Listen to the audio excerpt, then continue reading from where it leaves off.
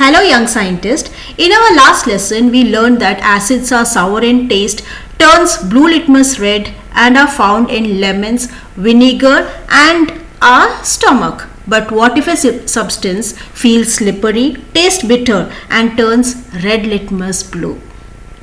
So welcome to the world of bases. To start with the definition of bases, so bases are the substances that are bitter in taste, feels soapy to touch and turns red litmus paper blue, and it reacts with acids to form salt and water. There is an easy way to remember the bases. B stands for bitter, A stands for alkaline, S for slippery and E for effect on red litmus which turns blue.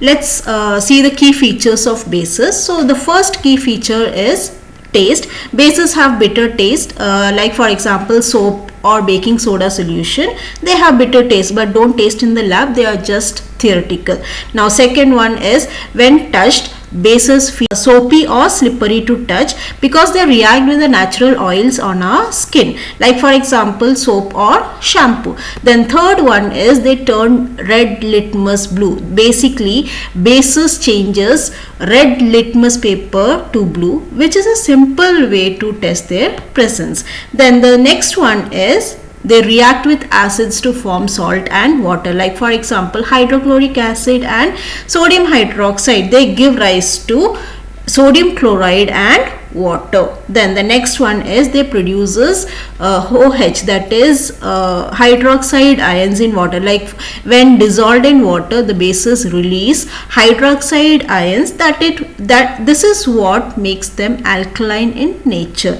Then if we talk about the next feature, that is they have high pH value. Now pH means what? pH is potential of hydrogen or the negative log of hydrogen ion concentration. So bases have a pH greater than 7 and strong bases have a pH near to 14, like 12, 13 and 14 are strong bases.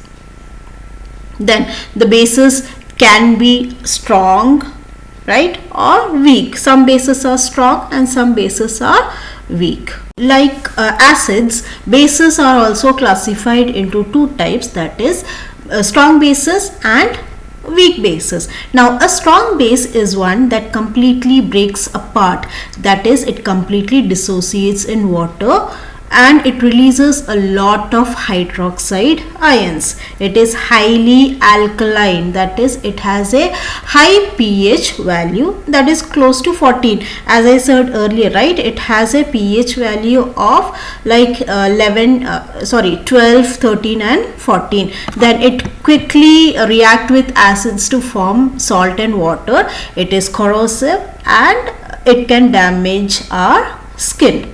Now next is weak bases. Weak bases are less alkaline and less reactive. They doesn't completely ionize in water, that is they partially do it, and have a pH value of 8 to 11.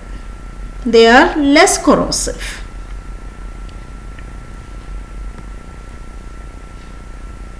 Then these are a few examples of strong bases. The first one is sodium hydroxide, that is commonly seen in soaps and drain cleaners.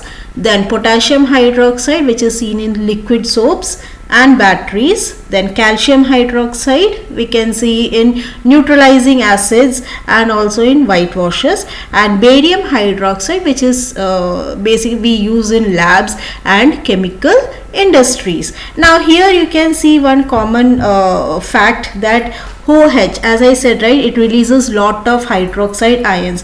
Now in strong bases, when you see a strong base, in that all the end letter of that word will be OH. You can see that like in sodium hydroxide, NaOH, right? OH is seen on the last one, right? Then potassium hydroxide, OH, then calcium hydroxide. In all these cases, we can see the hydroxide ions are present at the last word. Understood. And one more thing, you must have noticed that sodium hydroxide, which is a strong base, it is used in soaps, right? But when you apply a soap on your body, your skin doesn't get harmed, right? Why is it so? So is soap a strong base or a weak base? So the answer is soap is a weak base. Yes, but soap is made from a strong base during a process called saponification. However, the final soap product is mild and not strongly basic, so it doesn't harm the skin. It only shows the weak alkaline properties. For example, it feels slippery and can turn red litmus paper slightly blue, but not sharply. So in soap making, the strong base reacts with fats or oils and the strong base is neutralized during the reaction. So the final soap contains very little leftover base. That's why soap is safe to use and doesn't behave like a strong base. But if the soap is not properly made and still contains a strong base, then it can irritate the skin. So these are the examples of strong bases. Next we will continue with the examples of weak bases. So the first one is ammonium hydroxide, which is used as a floor cleaner and window cleaners. Then magnesium hydroxide, it's a good one for the stomach relief like antacids. Aluminium hydroxide, that is also like used in water purification process. Then calcium hydroxide, that is used in our toothpaste, and sodium bicarbonate, which is used as a like another name for the baking soda and also used in fire extinguishers. So these are some common examples of weak bases that is found in nature.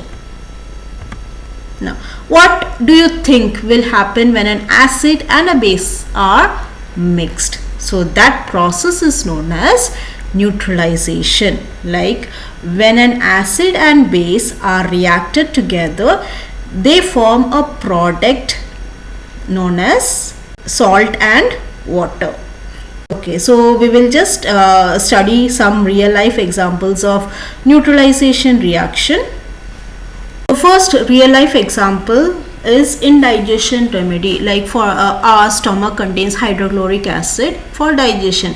Too much causes indigestion. So the solution is, if we take antacids like milk of magnesia, which is a base, it can neutralize the excess acid. Then second one is the toothpaste. All of you know that the acidic food and drinks lower the pH in our mouth, which causes tooth decay. Toothpaste contains a mild base to neutralize the acid and protect our teeth. Then the third one is soil treatment. Now acidic soil harms the plant growth.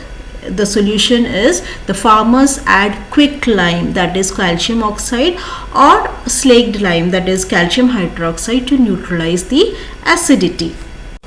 Now in the case of bee sting, like if someone is bitten by a honey bee, the bee sting contains an acid, and if we use baking soda, that is a weak base, then we can neutralize the pain. And in wasp, the wasp sting is alkaline in nature, and if we add any acid like vinegar or lemon juice, then it will neutralize the pain. Now we will understand what a pH is. Basically, what is a pH? A pH is it's a potential of hydrogen, that is the negative log of hydrogen ion concentration. Or pH is a scale that ranges from 0 to 14, and that shows the acidic, neutral or basic a substance is. How can we measure a pH? There are different methods to measure the pH. The first one is litmus paper. Litmus paper tells if a substance is acid or a base. Then universal indicator. What is universal indicator? It shows a full range of pH with different colors. Then pH meter. It is a digital tool for the exact measurement. pH meter you will find in the chemistry labs. Even these are universal indicator, litmus paper, these are all available in the lab to find whether a substance is acid, base or it has a neutral pH. So this is how we find out the pH of a particular substance. Now like as you know that the pH value like it's from 0 to 14. If it is 1, 2 and 3, then it is a strong acid. Then 4, 5 and 6 is a weak acid. 7 is basically it's neutral, that is water, and our blood has neutral pH. Then 8, 9, 10 it's a weak alkali. Then 12, 13, 14 that is a strong alkali. So this is how what the pH is measured. Okay, so the less than 7, the one which is 7, that is neutral pH. The one which is having less than 7, it's an acid, and the one which has more than 7, that is a base or alkali. Indicators. Now what are indicators? Indicators are basically the special substances that show different colors in acidic and basic mediums. They are used to test whether a substance is acidic or basic in nature.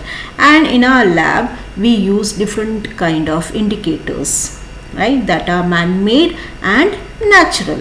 So first we will discuss about the natural indicators. First natural indicator is litmus indicator, which is a dye that is extracted from the lichens. You must be knowing what is a lichen. Lichen is basically a symbiotic relationship between a fungi and an algae. So when a litmus solution is added to an acid, okay, it turns red color. Okay, and when a base is added to a litmus solution, it turns blue.